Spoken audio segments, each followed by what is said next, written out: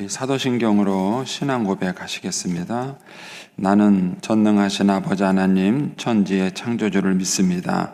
나는 그의 유일하신 아들 우리 주 예수 그리스도를 믿습니다. 그는 성령으로 잉태되어 동정녀 마리아에게서 나시고 본디오 빌라도에게 고난을 받아 십자가에 못 박혀 죽으시고 장사된 지 사흘 만에 죽은 자 가운데서 다시 살아나셨으며 하늘에 오르시어 전능하신 아버지 하나님 우편에 앉아 계시다가 거기로부터 살아있는 자와 죽은 자를 심판하러 오십니다. 나는 성령을 믿으며 거룩한 공교회와 성도의 교제와 죄를 용서받는 것과 몸의 부활과 영생을 믿습니다. 아멘. 우리 찬송가 104장 찬송 하나님께 드리겠습니다. 104장입니다.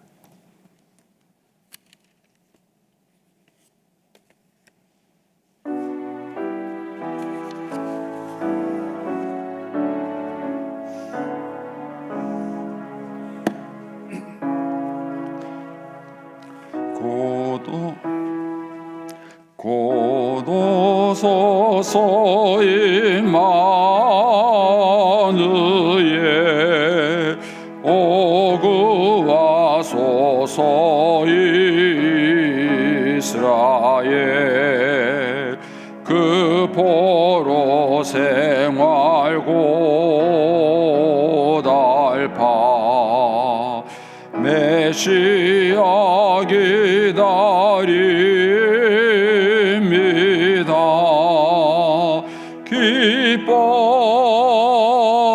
기뻐하라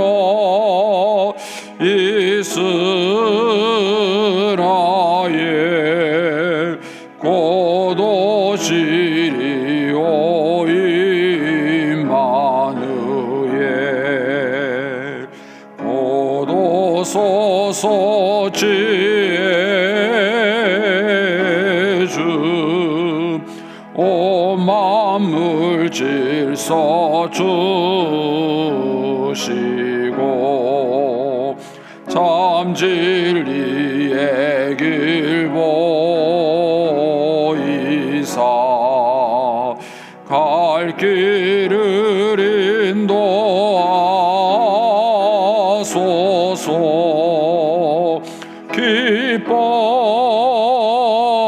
기뻐하라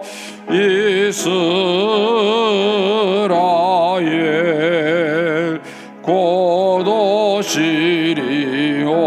임마누엘 곧 오소서 소망의 주 만 백성 한 마음 이루어 시기와 분쟁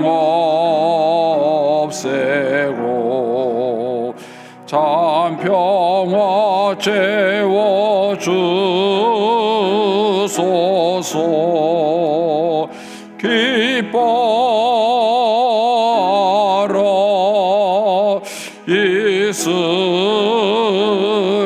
이스라엘 곧 오시리오 임마누엘. 아멘.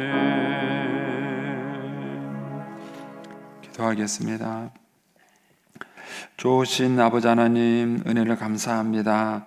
지난 간밤에도 저희들을 눈동자같이 지켜주시고 주님 품 안에서 편히 쉬게 하셨다가 이 새벽에도 저희들을 주 앞에 불러주심을 감사합니다. 물을 떠난 고기가 살 수 없음과 같이 저희가 주의 은혜가 없이는 한순간도 살 수 없음을 고백합니다.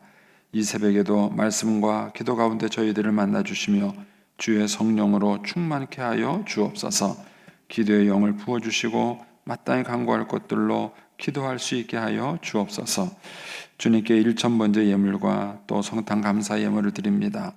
하나님 아버지, 믿음으로 순종으로 감사로 드리는 예물을 주님께서 기뻐 받으시며 약속하신 하늘의 복과 땅의 복으로 충만하게 채워 주옵소서. 주의 은혜로 종의 가정들을 형통케 해주시며 그 자녀들을 축복하여 주시옵소서. 예수님의 이름으로 축복하며 기도하옵나이다. 아멘. 오늘 아침 말씀은 구약성경 이사야입니다. 오늘은 오늘하고 내일은 성탄절 특별 큐티를 하겠습니다. 이사야 11장, 구약성경 981쪽입니다. 구약성경 981쪽 이사야 11장, 이사야 11장 1절에서 9절입니다.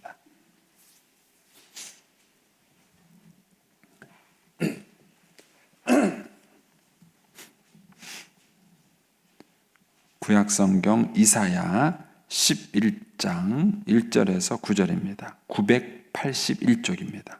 구약성경 981쪽입니다.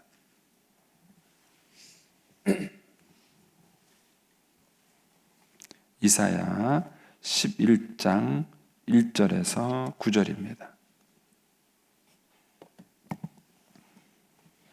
네, 같이 봉독하겠습니다.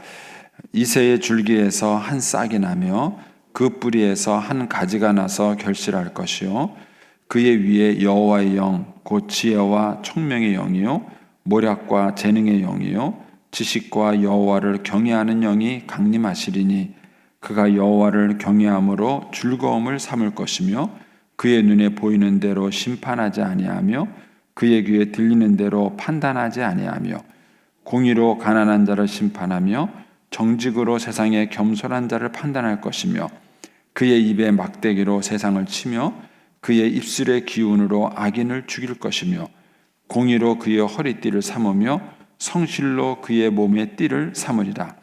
그때에 이리가 어린 양과 함께 살며 표범이 어린 염소와 함께 누우며 송아지와 어린 사자와 살찐 짐승이 함께 있어 어린 아이에게 이끌리며 암소와 곰이 함께 먹으며 그것들의 새끼가 함께 엎드리며 사자가 소처럼 풀을 먹을 것이며 젖먹는 아기가 독사의 굴에 구멍에서 장난하며 젖된 어린아이가 독사의 굴에 손을 넣을 것이라.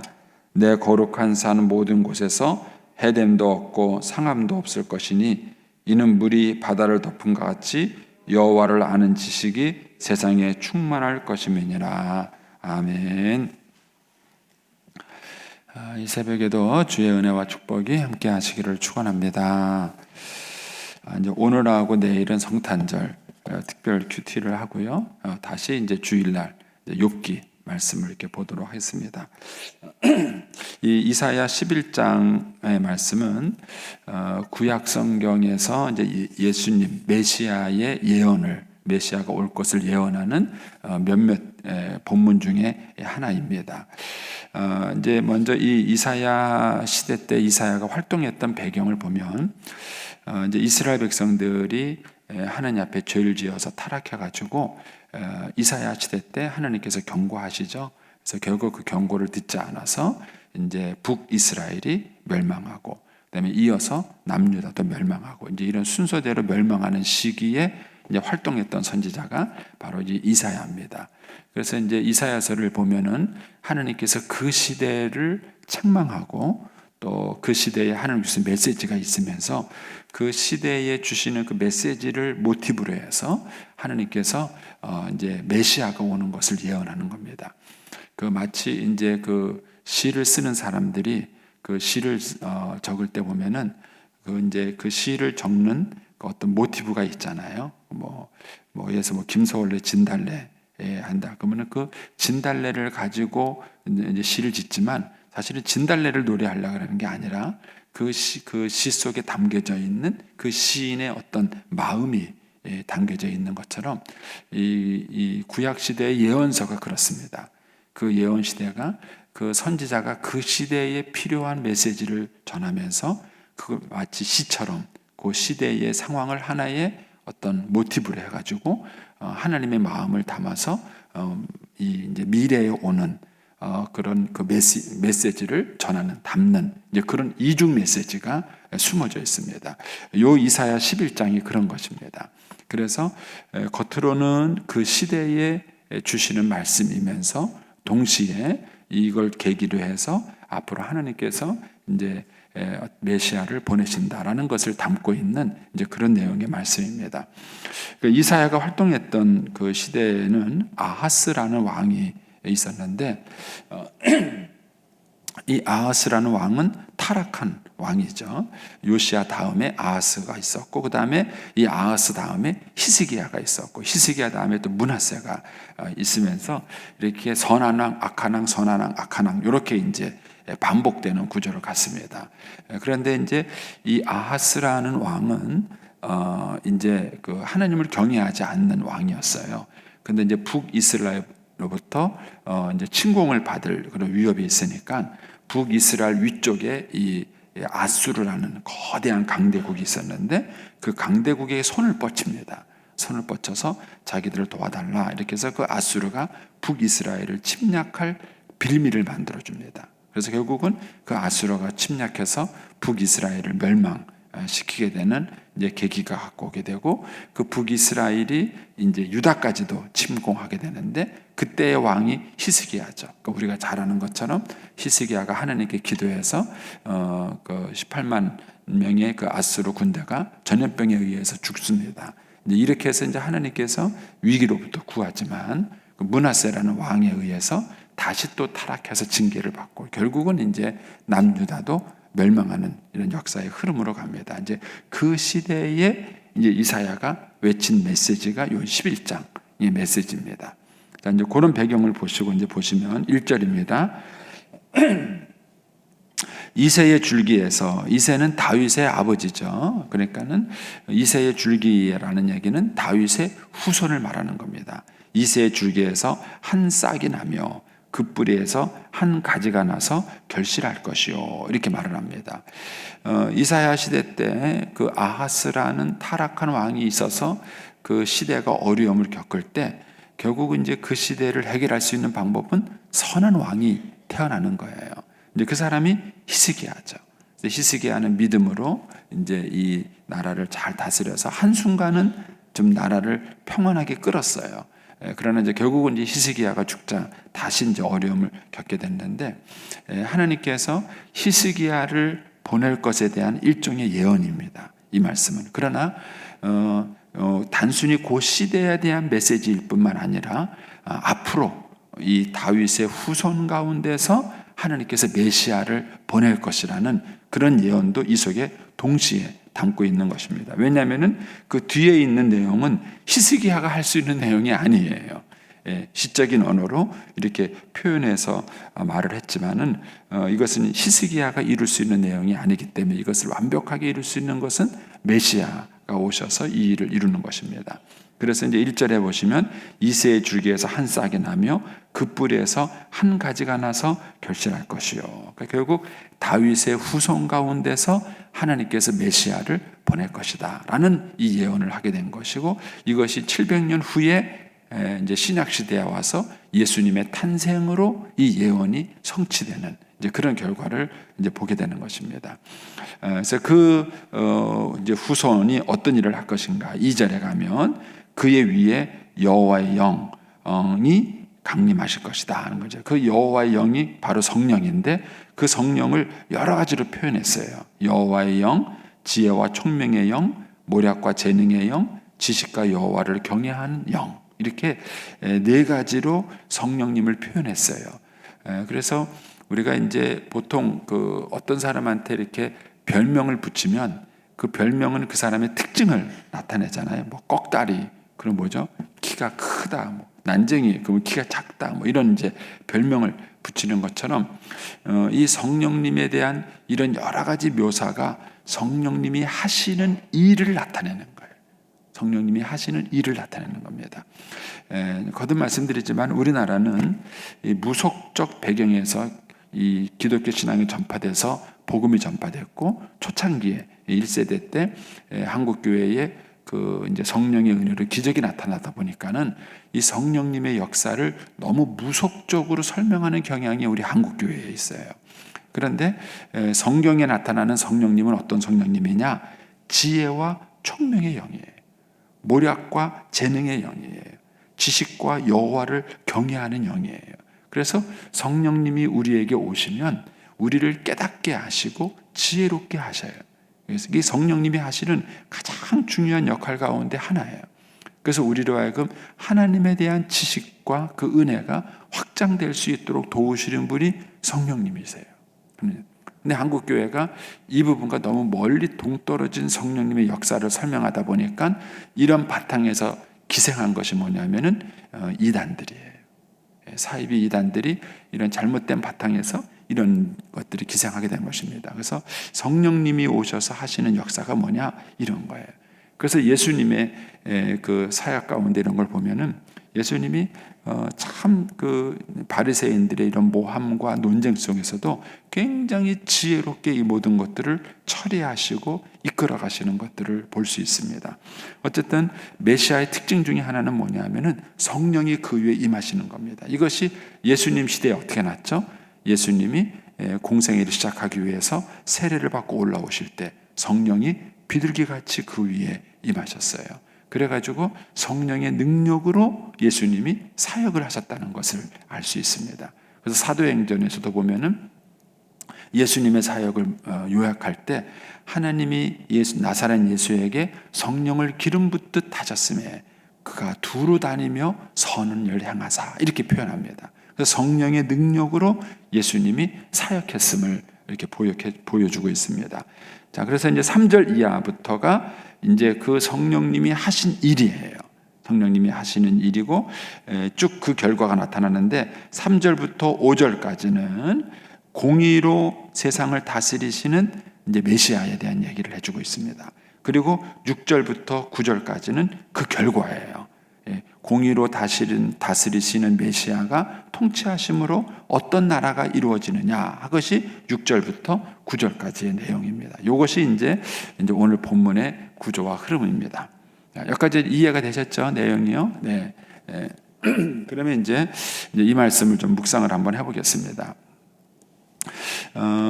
이사야 시대 때 나라가 이제 굉장히 그 절망적이었어요. 모든 면에서 이제 뭐 경제적으로, 사회적으로, 뭐 하여튼 모든 면에서 나라가 부패하고 이제 위기 가운데 있는 그런 상황입니다. 이런 상황 속에서 소망이 뭔가라고 했을 때 하나님께서는 그 해답으로 뭘 주셨냐면은 메시아를 약속하신 거예요. 메시아를 약속한 겁니다. 여기서 우리가 깨닫게 되는 것이 뭐냐면 문제에 대한 가장 근본적 해답은 뭐냐면은 제도가 아닙니다. 사람입니다. 사람이에요. 지금 있는 이제 정부도 그렇고 이제 앞으로 또 어떤 정부가 들어설지게 될지도 모르겠지만은요, 자꾸 제도를 바꾸려 그래요. 제도를 바꾸고 법을 바꾸고 이런 걸 바꿔서 시대가 달라질 거라고 생각합니다. 달라졌나요? 그러면 아닙니다. 그 시대를 바꿀 수 있는 가장 중요한 키워드는 뭐냐면요, 법이나 제도가 아니라 사람이에요. 사람. 어떤 사람이 그 법을 운영하는가, 어떤 사람이 그 제도를 운영하는가, 그것이 그 시대를 바꾸는 겁니다. 그래서 하나님께서는 이 타락한 이 시대를 구원할 수 있는, 이 시대의 백성들의 문제를 해결할 수 있는 키가 뭐냐? 그게 이새의 뿌리에서 선한 왕이 태어나는 거예요. 그것이 이 시대를 구원할 답이었어요. 가까이는 히스기야 왕이었죠. 가까이는 히스기야 왕이 이제 그 남유다를 평화롭게 할 만한 그런 키웠고, 멀리에서는 주님께서는 메시아를 보내신 것입니다. 이 메시아를 통해서 하나님께서 우리 인간의 문제를 해결해 주시는 거예요. 우리 인간의 문제를 해결해 주시고 우리의 구원자가 돼 주시는 겁니다. 여러분, 가정이든 교회든 사회든 마찬가지입니다. 많은 갈등과 어려움이 있을 때 그 문제를 해결해 줄 수 있는 키는 뭐냐? 그것은 사람이에요. 사람. 그래서 가정도 희망이 있으려면요, 자식이 잘 돼야 됩니다. 부모가 아무리 좋은 집을 사고 그리고 아무리 재산을 많이 모아서 자식한테 물려주더라도 자식이 방탕하면 그 한순간에 다 날아가는 겁니다. 그래서 어떻게 자녀를 키우고 사람을 세우느냐 하는 것이 한 가정의 운명이 달린 것입니다. 교회도 마찬가지입니다. 교회를 건강하게 키울 수 있는 방법은 뭐냐? 사람을 키우는 거예요. 그래서 예수님께서 이 땅에서 3년 동안 사역하시는 동안에 교회 건물 한 번 진 적이 없으세요. 책 한 권 쓴 적이 없으세요. 예수님이 3년 동안 하신 것은 뭐냐면은 12명의 제자를 키우고 그 중에서 11명의 제자를 남기신 거예요. 그리고 그 제자들이 결국은 세상을 바꾸는 중요한 키가 된 것입니다. 그래서 성령님은 기계나 어떤 제도나 방법 위에 임하시는 것이 아니라 사람 위에 기름을 부으시는 것입니다. 그래서 교회 안에서도 그래요. 교회 안에서도 많은 갈등과 어려움이 있을 때 그거를 해결하는 것은 뭐냐? 제도가 아니에요. 사람이에요. 하나님의 뜻을 따라 살아갈 수 있는 그 사람이 그 어려운 문제를 해결하고 풀어가는 것입니다. 그래서 하나님께서는 우리 인간의 문제를 해결하기 위한 방법으로 메시아를 이 땅에 보내신 거예요. 예수님을 이 땅에 보내셨고 그 예수님을 통해서 인류 구원의 역사를 이루신 것입니다. 이것이 하나님의 방법이에요. 그래서 저와 여러분이 이 시대를 살아가면서 하나님의 뜻을 이루는 것은 뭐냐? 그것은 사람을 키우는 겁니다. 사람을. 가까이는 우리가 한 명의 영혼을 전도해서 교회를 인도하는 것이고요. 또 교회를 인도한 그 영혼을 말씀으로 잘 양육해서 그 사람이 성숙한 신자가 될 수 있도록 세워가는 것입니다. 그것이 그 시대의 문제를 해결할 수 있는 거예요. 여러분 지금 우리나라의 희망은 뭐라고 생각하세요? 우리나라의 반면에 절망은 뭐라고 생각하세요? 여러분 좋은 지도자가 없는 거 아닙니까? 좋은 지도자가 없는 거 아니에요. 그러니까는 우리가 정말 다음 세대를 이끌어갈 이제 대통령을 뽑아야 되는데 어떤 대통령을 뽑아야 되냐는 거예요. 어떤 대통령을 뽑아야 되는 거예요. 그러니까 하나님께서 정말 우리 시대에 우리 민족을 축복하신다면은 좋은 지도자를 보내주세요. 그것이 우리 문제를 해결할 수 있는 중요한 키입니다. 그래서 우리가 이것을 위해서 기도해야 됩니다. 하나님께서 정말 선하고 합한 마음으로 이 민족을 끌어갈 수 있는 좋은 지도자들이 사회 곳곳에서 많이 생겨야 되는 거예요. 그래서 한 사람을 키우고 세워가는 것, 이것이 그 시대의 문제를 해결하는 중요한 키입니다. 그래서 하나님께서 이사야 시대 때 그 어려움과 고통 속에서 그 문제를 해결할 수 있는 답으로서 이새의 후손 중에서 한 왕을 세우겠다는 것입니다. 자, 그러면 그 사람은 어떻게 사역을 하는가? 성령의 사역이라는 거예요. 2절에 의하면은 하나님의 성령의 감동으로 성령의 지혜와 능력으로 이 일을 풀어갈 수 있는 사람, 그 사람이 시대의 답을 갖고 올 수 있는 사람이라는 것입니다.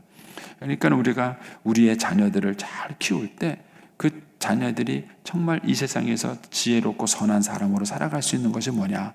그게 우리가 성령의 사람으로 우리 아이를 키우는 것입니다. 그럴 때 그것이 그 아이가 한 시대를 하나님의 뜻을 이루는 축복의 통로로 쓰임 받을 수 있는 것입니다. 그러면서 이제 3절부터 5절에 그런 이제 메시아의 특징, 선한 왕의 특징을 이렇게 설명합니다. 3절에 가면은 그가 여호와를 경외함으로 즐거움을 삼을 것인데 그의 눈에 보이는 대로 심판하지 않고 그의 귀에 들리는 대로 판단하지 않는다. 그렇죠? 눈에 보이는 대로 귀에 들리는 대로가 진실이 아니에요. 진실이 아닙니다. 눈에 보이고 귀에 들리는 것은요, 거짓말이 많아요. 예, 정치인들이 그렇잖아요. 다 명분이에요. 명분은 명분에 불과해요. 진심이 뭔지를 모르겠는 거예요. 그 속이 뭔지를 모르겠는 것입니다. 그런데 정말 하나님을 경외하는 왕은 그 이면을 본다는 거예요.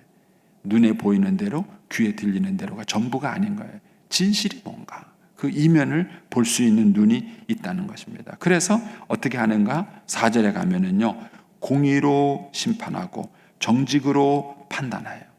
오늘 우리 시대에 없는 게 이거잖아요. 공의한가, 정직한가. 저는요, 뭐 정치주자들 얘기는 제가 하고 싶지 않고요. 저는 가까이 우리 선생님들은 공의하실까? 이런 생각을 해봐요. 우리 선생님들은 정직하실까? 이런 거예요. 저는 우리 시대의 위기가 선생님들도 공의하거나 정직하지 않으세요. 예를 든다면은 돈 많은 부모의 자녀 아이들한테는 잘해주고 가난한 집 아이들한테는 못해준다는 거예요.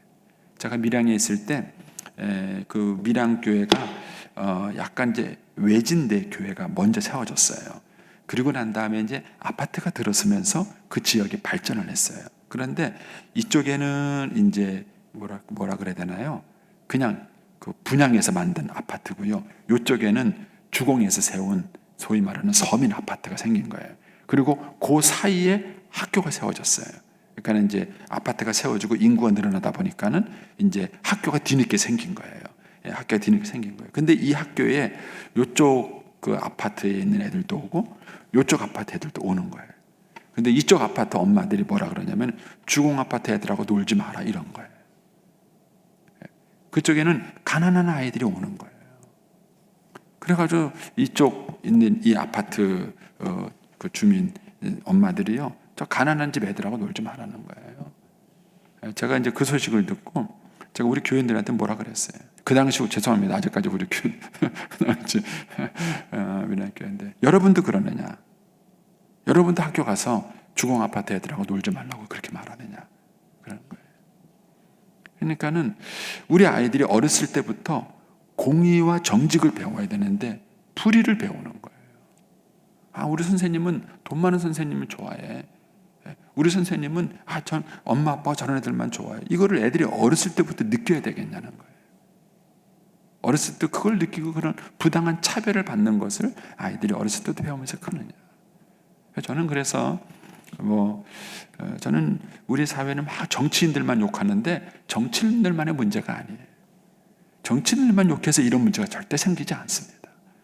여러분, 그것보다는 우리 사회가 훨씬 심각해요. 우리 사회가 훨씬 심각합니다. 네, 이거를 해결할 수 있는 방법은 저는 교회밖에 없다고 생각해요. 그런데 문제는 교회도 타락을 한 거예요. 교회도 타락을 해서 교회도 공평하지 않아요. 이것이 우리 시대의 위기예요. 여러분, 교회가 세상의 빛과 소금입니다. 근데 빛과 소금이 없어지면 어떻게 되겠습니까? 정말 그 시대에는 절망이에요. 그러니까는 교회가 믿음으로 바로 서는 것, 이것이 우리 시대를 살리는 비결이에요. 그래서 예수 믿는 선생님들이 먼저 바로 서야 돼요.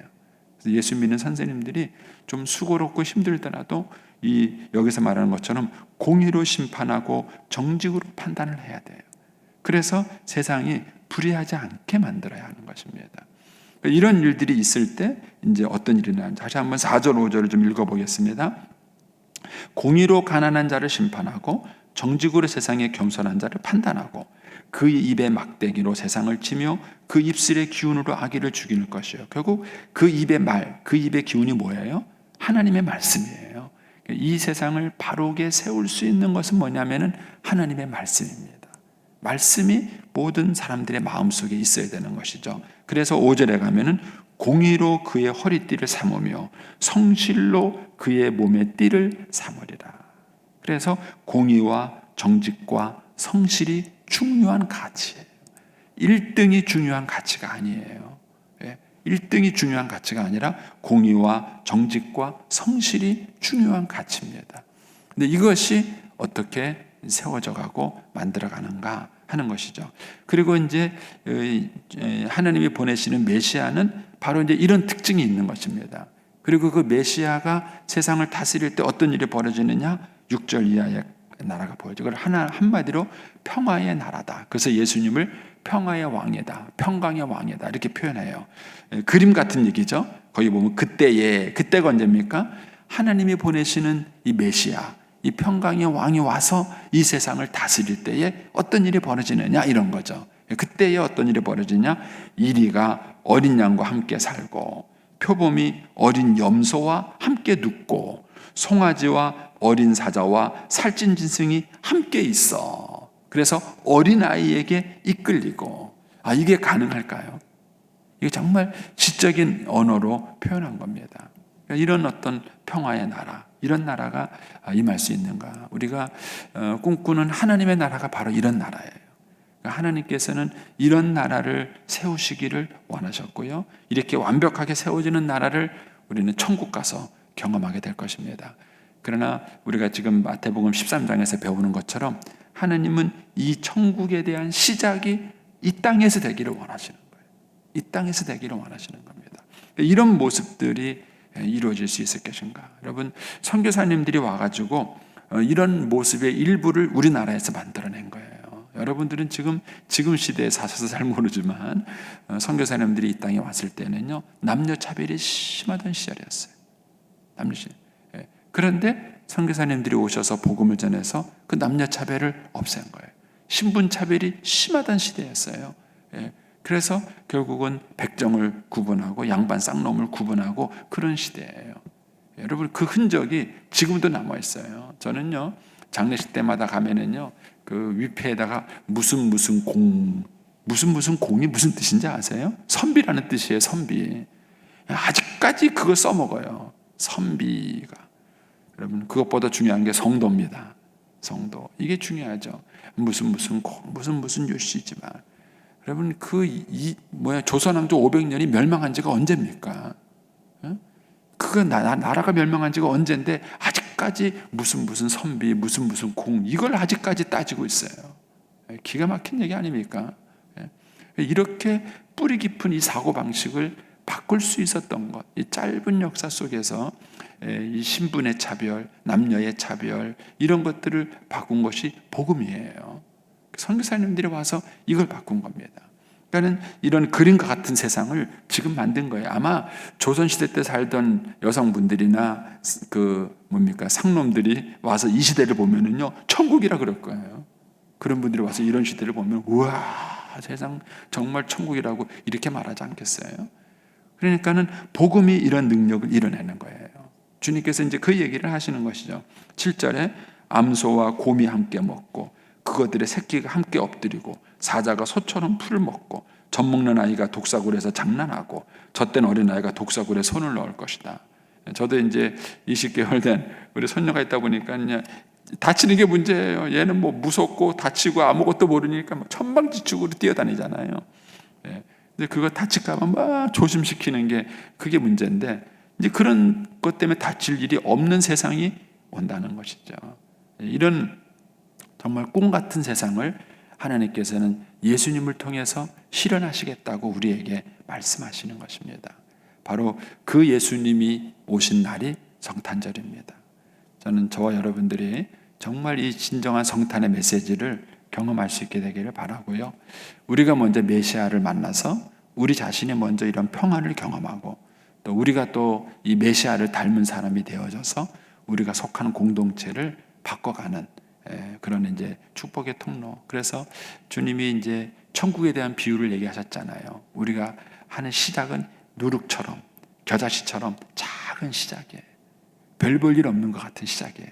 그런데 우리가 믿음으로 순종하고 살면 하나님께서 적은 누룩이 온 반죽을 변화시키듯이 이 세상을 바꾸실 겁니다. 그 믿음으로 우리가 사는 거예요. 저도 여러분에게 말씀을 가르치는 일은 굉장히 극히 적고 미비해 보여요. 근데 저는 제가 이 목회자라서 여러분들을 열심히 가르치는 이 사역이 세상을 바꿀 거라고 저는 믿습니다.